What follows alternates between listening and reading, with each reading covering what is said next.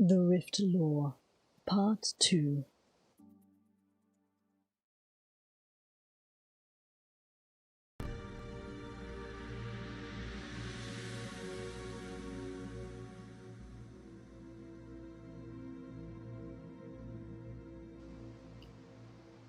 Songs of the Return, Volume 5. It came to pass that our great lord Ysgramor, the harbinger of us all, sat before an encampment fire.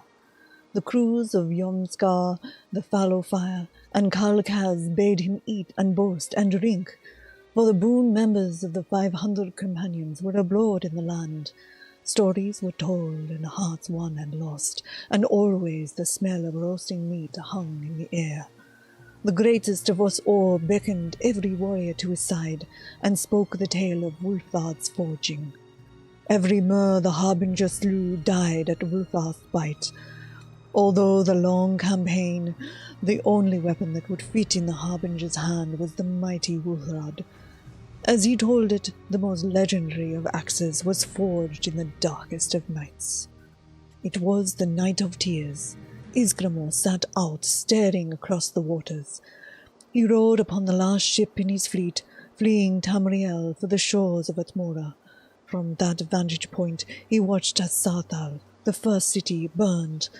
The swollen sky poured rain upon its flames and upon the sea, and the greatest of us all wept bitter tears. So great was the grief of the harbinger that, instead of salty sorrow, Ysgramor wept tears of purest ebony. His eldest, Ingol, collected the tears in a stein and held his father in a warm embrace. He poured mead down the harbinger's great throat, wrapped furs around the harbinger's great shoulders, and slung a harbinger into a great hammock below the decks. And then he set to work.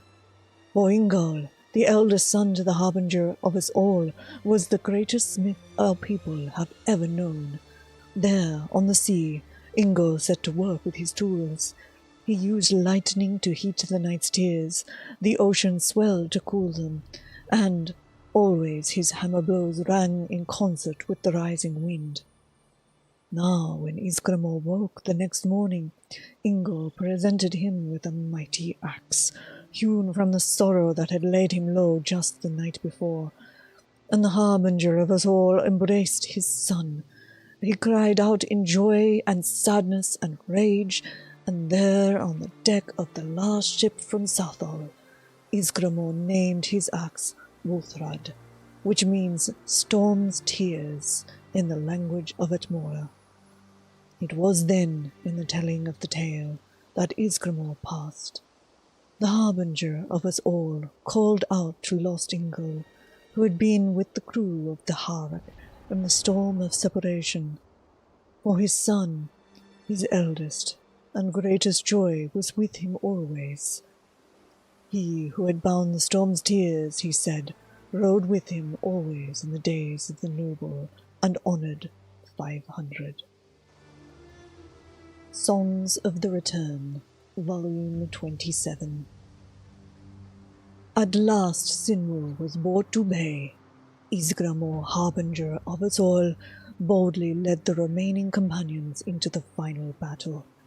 Many a brave companion had already fallen to the giants. Stalwart Valder and Sky Harak, long may their spirits be honoured, fell assaulting the wily half-giant. Many others now trod the blessed pathways to Sovngarde. With all his kin slain, only Sunmur still defined the greatest among us. The axe, Wulfrad, dripping with the gore of 100 dead giants, gleamed into the darkness of Sinmur's barrow. Ysgramor strode forward, halting his followers with a gesture. With another, he dared Sinmur to face him in mortal combat.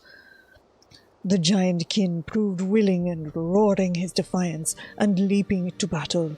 His massive iron-bound club swung forward to crush. Our lord Ysgramor stepped aside, and the club shattered the stone a pace from his side. Wulfrad sang a blood song as it chopped into the club, breaking it asunder as if made from straw. Sinmur howled his rage and hurled the stub of his once fearsome weapon at our lord Isgramor's head. He grappled Isgramor, seeking to squeeze life away. A roar of laughter was the answer the monster received. Isgramor's forehead and knee delivered 2 mighty blows. Sinmur screeched and fell to his knees before our lord. A song of death and delight keen from Ulthrad as Isgramor buried it deep in the giant king's skull. A splatter of gore and death rattle came from Sinmur as Isgramor gave a victory yell. The champions cheered mightily as Rulflad waved overhead. The deprivations of the giants and his vile kin were at last ended, and the legend of Isgramor, harbinger of us all, grew mightily that day. Songs of the Return, Volume 49. With the circle of captains decree that each of the ship's crew should go forth of its own accord, making its own legend, the crew of the Fallowfire rejoiced. They yearned to bring the fear of men to new lands of the Mer that had not yet been put to the sword. They took to the heart their lord Ysgramor's words, "Give no quarter, and show no kindness." A pyre upon the shore was raised for the Fallowfire. The ashes of their beloved vessel fell upon the waters and drifted towards Atmora, cutting all ties with their homeland. Led by Captain Giruda Sharptooth, the crew of the Fallowfire turned their backs on the sea and strode inland. South they travelled, seeking lands untrammeled by the others of Ysgramor's crews. South and south they went, sowing the blood vengeance demanded by Ysgramor. No Mer escaped their axes once seen, no settlement remained unburnt in their path. Truly the Fallowfires brought their lord's wrath to bear upon the treacherous elves, and they journeyed, so the tenor of some of them grew along the Mer. Giruda led her crew to the foothills of a lofty range of mountains. These they named Ysgramor's Teeth, and long they sought to pass through them. When finally a way was found, the crew crossed over and into a new land. The Rift they called this region, for it was riven by canyons and swift-flowing rivers. In the name of Fallowfire, their lost companions and Ingol, they scoured the land, burning Mer villages and putting all they encountered to the axe. Finally, the Mer offered battle. The cowardly elves gathered in great numbers high atop the rocky hill, daring Giruda's companions to attack. And so they did. Challenges were offered, brave deeds were done, and heroes made. Battle raged through the day, and as the sun touched the peaks of the western mountains, the Mer broke and fled. Giruda lay dying, pierced by multitude of weapons, but lived until sunset. Her spirit ascended to Sovngarde, knowing her crew was victorious. That day, the dominion of elves over the rift was ended.